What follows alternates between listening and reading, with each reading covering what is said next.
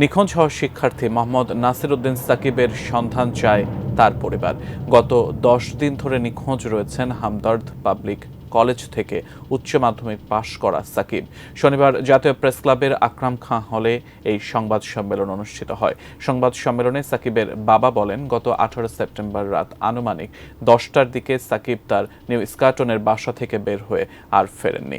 অনেক খোঁজাখুঁজি করেও না পেয়ে রমনা থানায় সাধারণ ডায়েরি করে সাকিবের পরিবার, কিন্তু থানা থেকে আশানুরূপ সহযোগিতা না পেয়ে হতাশ সাকিবের পরিবার।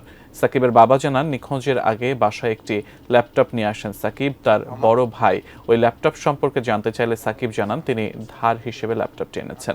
ঘটনার রাতে সাকিবের বন্ধুর ফোন পেয়ে ল্যাপটপটি ফেরত দিতে বের হয়ে আর ফেরেননি সাকিব। ব্যবহৃত ড্রয়ার ও খাতাপত্র খোঁজাখুঁজি করলে একটি বাদামি রঙের খামে ল্যাপটপ ক্রয়ের স্ট্যাম্প দেখতে পাই, যাতে 1 লক্ষ টাকা ল্যাপটপটি কেনা হয়েছে মর্মে লেখা রয়েছে। উক্ত ল্যাপটপ কেনার বিষয়ে আমার পরিবার বা আমি কিছুই জানতাম না। ডকুমেন্ট পাওয়ার পর তাৎক্ষণিক রমনা থানার দায়িত্বপ্রাপ্ত কর্মকর্তা মিজানুর রহমান সাহেবকে জানাই।